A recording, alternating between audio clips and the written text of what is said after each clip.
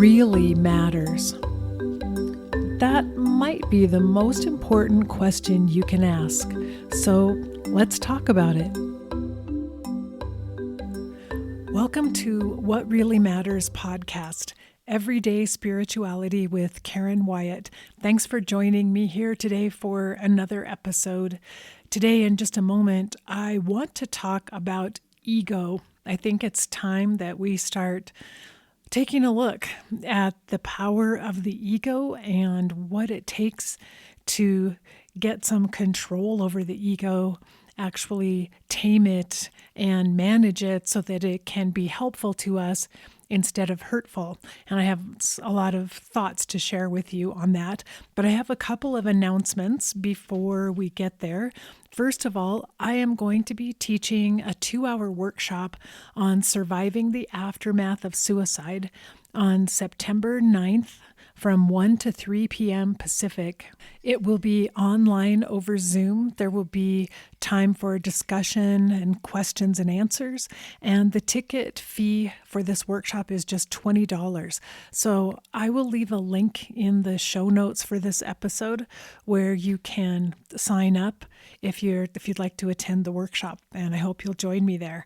Also, I wanted to let you know that this podcast, along with my other podcast, End of Life University, is sponsored by my page at patreon.com/EOLU, Patreon, Patreon. There, listeners can sign up to make a monthly contribution, or also you can make an annual contribution if you prefer to pay all at once, and the annual contribution includes a 16% discount. Those who join my team on Patreon will receive various bonuses depending on the tier level that you choose as a supporter, but everyone receives the monthly end-of-life news update where I curate news articles for you around end-of-life issues and send out a recording of that every month. And then also Two Doctors and a Movie, which are movie reviews done by my husband and myself around movies that deal with death, dying, and grief. So those are the bonuses that everyone receives no matter what level of contribution you make. So you can go once again to patreon.com/EOLU, and that's where you can sign up if you'd like to be a supporter and support What Really Matters podcast and End of Life University podcast. And thank you so much to everyone out there who has been supporting all of my work for several years now. I really appreciate you. So as we get into talking about ego, I want to mention that today I'm going to be reading from my book, The Journey from Ego to Soul, which is available on Amazon and all the major booksellers online, and you can also order it from any bookstore. I'm also selling it directly to consumers, and that's something brand new that I just started doing. I'm selling at least the ebook and the audiobook. If you want a print book, you do need to go through one of the other outlets in order to get that, since right now I don't have the means to ship print books out. But you can get, as I said, the ebook or audiobook directly from me, and there will be a link for that in the show notes for this episode as well.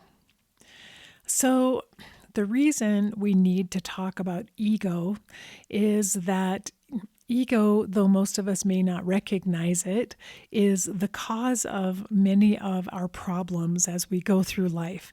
The ego being a product of our body-mind that takes control primarily over most of the aspects of our lives, but can become an obstacle to our growth as spiritual beings. So I talk in my book about the journey from ego to soul, soul being our higher selves, our wisest selves, our higher consciousness, our connection with the divine, with spirit, whereas ego is more of our connection with the earth, with the material world, with the body. The ego is essential for our survival in human form because it's how we relate to other people and how we make decisions. It offers us protection, particularly from danger, though many times it misperceives danger in situations around us. But the ego also harbors the shadow, which are all the wounds and the pain and the trauma that we receive throughout our lives that have not been fully healed or processed. They can end up in a repository as this dark, shadowy aspect of our ego, where the ego attempts to ignore the woundedness and the pain that's there and to function in spite of the pain. So the ego needs to be addressed primarily because we need to heal all of that old baggage. I've been talking a lot lately about self-forgiveness, about finding something new in every moment. And all of that, all of our growth depends upon our ability to heal what's in our shadow.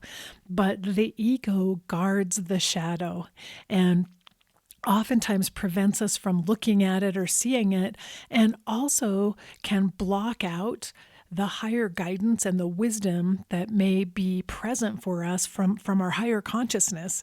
The ego can distort that guidance and make it difficult for us to receive it and to be guided by it in our lives. So it's really essential, if we want to move forward on the spiritual journey, for us to look at ego and its presence in our lives. And I'm going to read to you a little bit from the book, The Journey from Ego to Soul, to help you really get a good feel for your own ego, because many times we don't recognize when our ego is operating and when we're operating from our higher selves. And that's one of the first steps, is to become aware of the presence of our own ego and how our ego works in the world. Sometimes it's a little deceptive and sometimes it's not totally clear to us. So as we begin to look at ego and figure out how to manage our own ego, we need to really thoroughly examine our own behaviors, our motivations, and where they come from in our lives. So let me just read a little bit to you from The Journey from Ego to Soul. So this begins on page 34 of the book. For the purpose of this journey, meaning our spiritual journey through life, you must know who is in the driver's seat of your life, ego or soul. According to Ram Dass, the ego can masquerade as anything, even emptiness. In other words, the ego is capable of imitating the soul and creating a pseudo-spiritual experience that can mislead us. You must get to know the workings of your own ego so that you can differentiate it from soul. Even many spiritual masters have admitted to being tricked by the ego at times during their development, so take this warning seriously. Here are some characteristic behaviors of the ego to watch out for in general. The ego is likely to measure, analyze, compare, criticize, judge, and argue. Meanwhile, the soul tends to be accepting and tolerant, even while holding firm to values and principles. The soul craves connection and looks for areas of agreement while also maintaining balance. The ego favors rules, productivity, numbers, fairness, and doing, while the soul recognizes a higher purpose, mystery, timelessness, emptiness, and being. The ego may spend a great deal of time in the past, trying to figure out who to blame when things have gone wrong, while the soul sees that everything is perfect just as it is. The ego also projects fear into the future, worrying incessantly over things that cannot be known. But the soul is calmly unconcerned with what has not yet happened. The ego complains about how unfairly it has been treated, while the soul recognizes that life may appear to be unfair from the garden perspective, meaning from our day-to-day lives, but things look entirely different from the galaxy view, talking about the big picture view, where the goal is to achieve the greatest good for all. And it goes on to say, your ego is the part of you that clashes with other egos. fears that you are not good enough, wants to be loved and accepted, complains about unfairness, worries about failure, feels like a victim, can't stand to lose a contest, doesn't like to share with others, and gets jealous when someone else succeeds. It's important to get as familiar as possible with this ego of yours. What triggers it to react in fear? When does it seize control? Who is viewed as a threat or as a target? So, as we think about these characteristic behaviors of ego, it's important to remember that the ego's role and function in our lives is primarily to protect us from danger and to help us survive. When you think of it from that term, I don't want you to be angry at your ego or dislike your ego, because it's essential for our survival and for our protection here. So if you think that everything the ego does and the way the ego operates is motivated by the need for protection and safety and survival. So from the perspective of my ego, I am a separate and unique individual, and my ego is here to keep me safe from others. So the ego carries out its roles of judging, analyzing, measuring, constantly criticizing, and also sometimes constantly pushing away from others in order to keep me as a separate individual safe. But my higher self, my higher consciousness, is aware of many other things, like the fact that I'm actually not separate. I'm connected to everything in the universe, that there really aren't others who are threatening to me except in the material and physical sense on this planet where where that is a possibility and a reality. But as a soul, as a spiritual being, I'm connected with everything. And I can operate far better in this physical material world when I maintain that awareness. And when I'm focusing much more on my connections with others and the love I have for others, instead of focusing on the ego's tendency to fear others and to want to push others away or judge or even control and dominate them. So it's important to realize that in this world, living in this physical realm, there are times when I need my ego. I need the strength of my ego to stand up and recognize when I am in danger and when I do need to speak up for my own protection, for justice, for making my message heard in the world.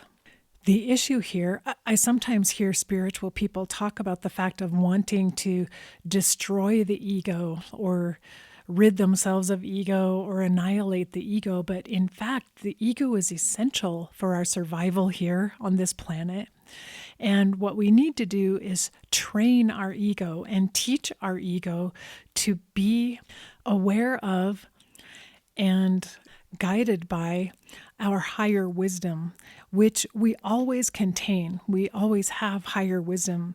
We just may be disconnected from it far, far away and unable to hear our higher wisdom that's there. So part of this spiritual journey is learning how to manage the ego so it's not an obstacle to connecting with our higher wisdom, and how to strengthen our higher selves so that we can sense and take advantage of this great higher wisdom and connectedness with spirit that is there for us to help our journeys go better. So I need my ego. There is danger in the world. There are times when I may be threatened, when I do need to act quickly, when I do need to protect myself. And that is what my ego is there for. And that's why I need to have a powerful ego that is managed and informed by my higher wisdom, or my soul, as I call it in the book. So another way to think about it, the ego also creates the filter through which we look at the world. for most of us. And this is when we're operating out of our lower minds. And the ego determines what we see in the world around us and also how we interpret it. So think of this filter of the ego as looking through a window and watching the world outside of us through this window. If the window is dirty or foggy, it will dramatically change what we see outside of us. That's one of the ways our shadow wounds and trauma can affect us, by distorting the window, by clouding the glass so that we can't get a clear picture of what's truly happening in the world around us.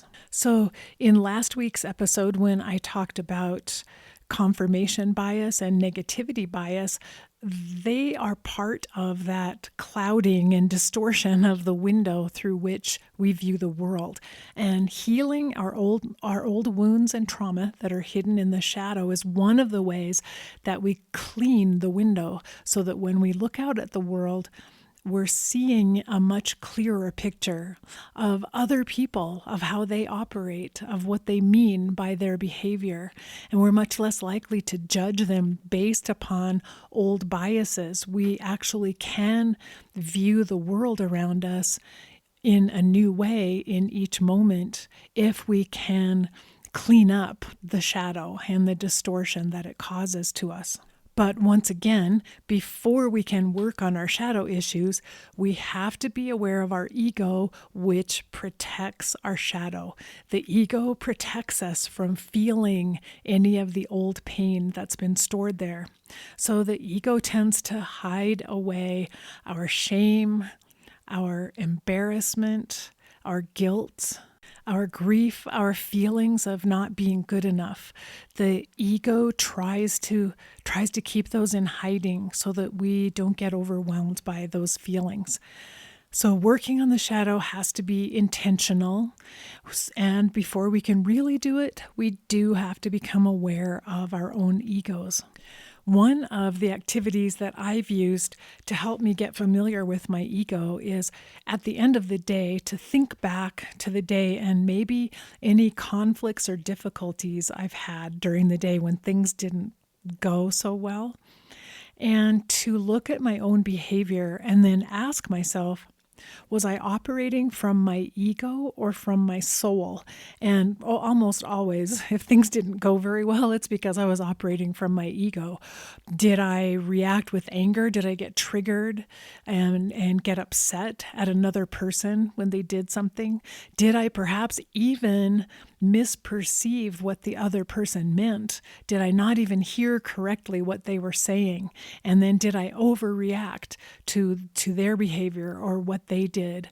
Did I make assumptions about what they were thinking or what they were feeling and react to my own assumptions instead of just listening and allowing time for the other person to clearly express themselves?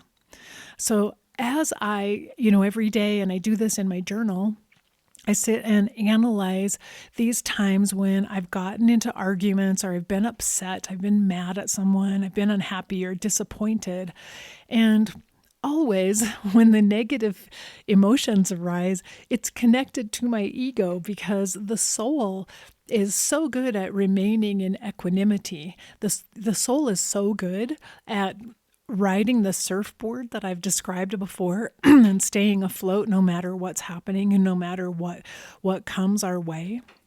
And so always at times when I've had a really negative interaction with anyone or even with myself, it is because I fell off the surfboard of my soul. I lost my equanimity and I fall back into my ego-dominated behavior, which is, for one thing, to feel sorry for myself, to feel like other people are mistreating me or other people don't like me enough, or to assume that other people have bad intentions and that's why they're acting the way they act, to take things personally when other people may not have meant anything personal toward me. Other people are they're living their own lives. They're trying to figure themselves out and trying to get through their day.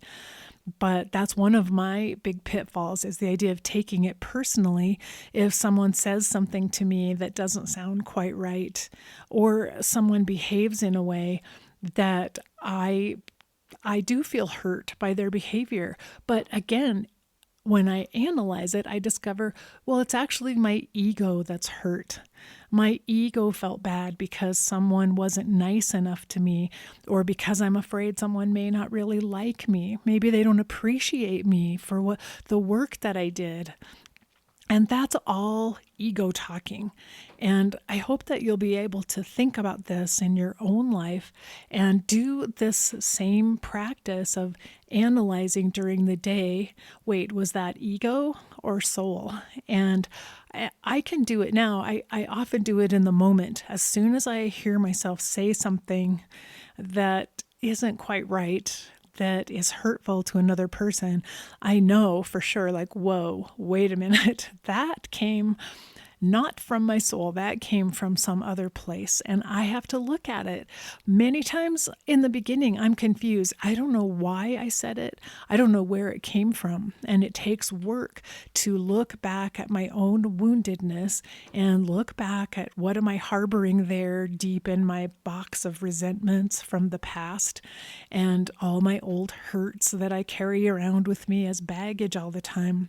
Like, how did that come up? And why did it come up at that moment? What was it about something that person said that triggered the opening of my box of resentments? And how can I do better the next time? For me, many times, just looking at it and just recognizing what happened and seeing my own ego at work helps me in the moment. It helps me the next time this happens to be more aware right in the moment and to spot the trigger as it's coming at me, as it's happening, and to stop for a moment. And I think one of the best things we can do when we're in a potentially triggering situation is to slow ourselves down, to stop ourselves from responding immediately to anything. Don't act, don't speak, stop for a couple of seconds and let everything settle in, and allow a chance for your higher wisdom to speak up to you and to say, it's okay, this is all right. Like, don't take this personally. Don't react. That person didn't mean anything. That person is having their bad day. Let's not make it our bad day. And if you can pause for just a second, there's a chance for that higher wisdom to speak up and to get through. But you have to learn to control your reactions in the moment just enough so that they don't go out of control and knock you off the surfboard, where then you're suddenly going to be in the waves and be tossed around and slammed against the shore, probably also causing pain or harm to the other person in the midst of your reaction to this triggering event. So as I'm looking back through my day, each time I recognize, wow, that was my ego that was talking there, that came from my ego, I stop and ask myself, what would my soul say about it? What would my soul have done about this? And instantly, I usually know, like, oh, well, my soul would have said, I feel embarrassed because I made a mistake and I'm trying to blame it on someone else. That's the problem. And my soul would say to that, it's okay. You don't have to feel bad. Everyone makes mistakes. It's all right. You can make amends for it. You can fix it, but you don't have to feel bad about yourself for making a mistake. You just need to do whatever it takes to make it better. That's just one example of a thought process that I might have. So oftentimes, like, the ego is operative most of the time. And many times we do fine living from our egos because we're just in normal situations day to day. It's when we get challenged, when something happens, someone pulls out on us, we get lost, we have a flat tire, the store's closed and we desperately needed something we were supposed to pick up that day. When we get challenged because something doesn't go the way we want it to, that's when the ego flares up with all of its protective maneuvers and, first of all, starts throwing out arrows toward others because it's someone else's fault. This shouldn't happen to me. This isn't fair. Why is life like this? Like, I don't deserve this. And that's all ego talking. And you'll be able to recognize it in yourself as soon as you start thinking about these qualities of the ego. And maybe in the moment it's not possible to process it and to get to your higher self and see a wiser approach. But the more you do process those events, the more you're teaching yourself, and the more you're also teaching your ego that there's actually a better way to handle this. There's actually a better way that you could protect me and help me survive, which is see the bigger picture. Listen to this higher guidance, recognize that we're connected, recognize that life is about something more than just this incident today and whether the store closed early or not. So in my book, The Journey from Ego to Soul, I talk about the ego and the soul becoming companions that help each other because the soul doesn't really have a means of operating in the world without the ego, body, mind. The soul is just a passenger in this body, mind, ego. I'll say it that way in reverse. The body, mind, ego carries the soul throughout the world. So the soul needs the body, the mind, and the ego in order to operate. And when your ego and soul cooperate with one another, you have the higher wisdom available to you at all times, but you also have protective instincts and tools available to you when you need those as well. So for myself personally, I have come to realize that in the past, as part of my spiritual practice, I really disempowered my own ego. I suppressed my own ego. And I had a very hard time ever promoting myself or talking about my work or standing up for myself or asking someone to pay me who forgot to pay me. I was much more a floor mat, as people would say, who got walked on because I thought that is what higher spiritual consciousness required of me, because I didn't understand the importance of the ego.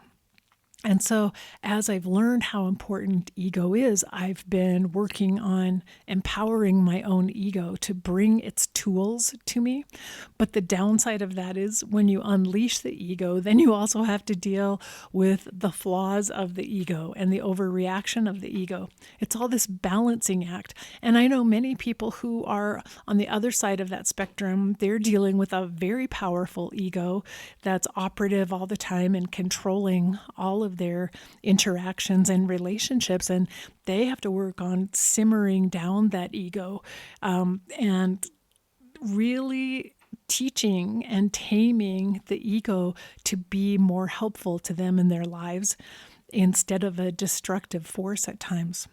So the importance here is that we find the right balance between our ego and our soul. One of the images that I use in the book is of the Hindu goddess Durga, which I just happened to read about because I was writing a novel about India that I've never published. But anyway, I read about the goddess Durga who rides on a tiger, and it's a tiger that she has tamed, but the tiger is essential for the work that she does. The tiger carries her around and also is a source of power for her.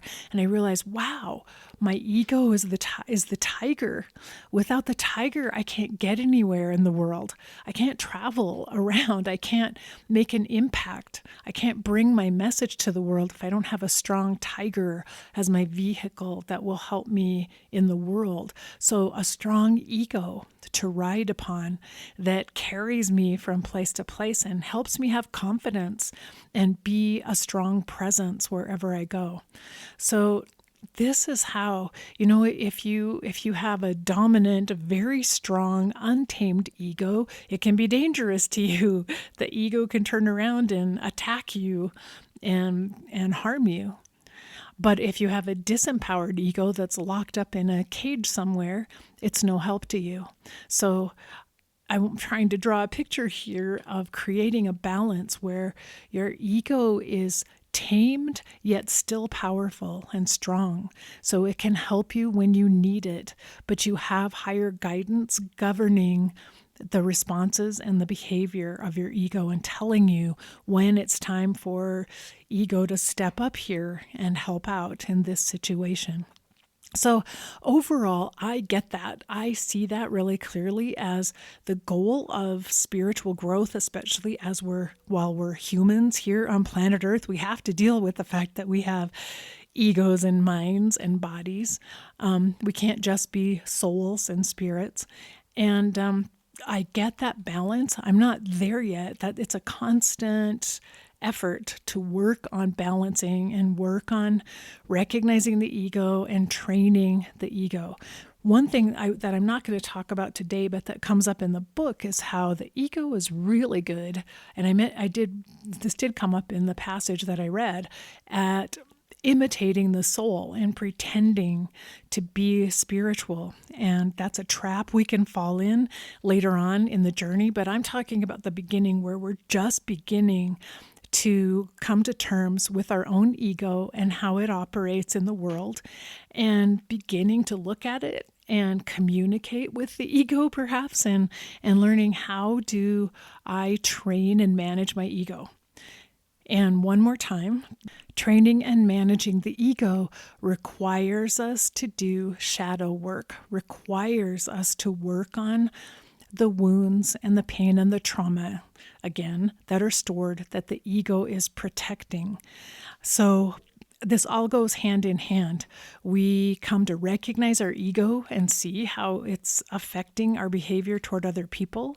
And when we look deeper to understand, why is it? What is the trigger here? Why is my ego so excitable about this particular issue? We understand because there's something stored away in the shadow that happened in the past. That's why the ego's protecting me. Then our work is to delve into the shadow, the box of resentments, and begin to look at it and do our work of healing. And that is a process. It takes time. Sometimes we are not able to see the wounds that are hidden away in the shadow for a long time, because maybe we're not ready to heal them yet. Maybe we're not quite strong enough to see the truth of those wounds. So we have to be patient with it. We may not be able to see everything clearly in the moment, but if we keep working on it every day, that will bring us closer and closer to revealing and shining the light on those old wounds, and also loving them, embracing them, and healing them with compassion and grace. So for my final thought here, I want to emphasize again, compassion and grace are very important in terms of doing work with the ego to begin with, because that is how the soul views the ego. The soul has infinite compassion for the ego and care. And there's nothing in the soul that hates the ego or despises the ego or blames the ego. The soul simply understands ego for what it is and embraces and cherishes it. And that's the attitude that we need to have. So the tendency might be to feel embarrassed by our egos and our ego-based behavior, and ashamed, and to also feel like, I thought I was a spiritual person. How could I have an ego that reacts that way? But to not do that, just to simply say, oh, well, this is my ego. This is part of me. And I'm going to love this part of me. And I'm going to keep working on it. And I'm going to keep figuring out, how did my ego get so wounded? Why is my ego hurting in this way? How can I help it be healthier and stronger? And how can I help it work hand in hand with my soul so that I can live as much as possible from my higher guidance, instead of living from these shadow wounds that operate as landmines and sabotage me and trick me throughout the day. So love and compassion and grace, that's what we need more of. And we need to bring that down from our higher consciousness and extend that to our egos, our wounds, all the parts of us that we might feel embarrassed by, that we may feel at loose ends, like I don't even know what to do with this. I don't even know why I have this or why it's there. It's okay. Just embrace it. Just love who you are. And that's how you will eventually find your way toward greater healing and toward that situation of balance in between the soul and the ego. And you'll find yourself living a life guided more by your higher wisdom than sabotaged by your lower woundedness. So in the next few episodes, we're going to look more specifically at some of the things the ego needs to learn and how we can help teach the ego a little better what it needs to learn and help offer guidance to the ego. So tune in the coming weeks. Thanks for joining me here today. And remember that we're here for love. So face your fear, be ready for whatever comes next, and love each and every moment of your life. Bye-bye.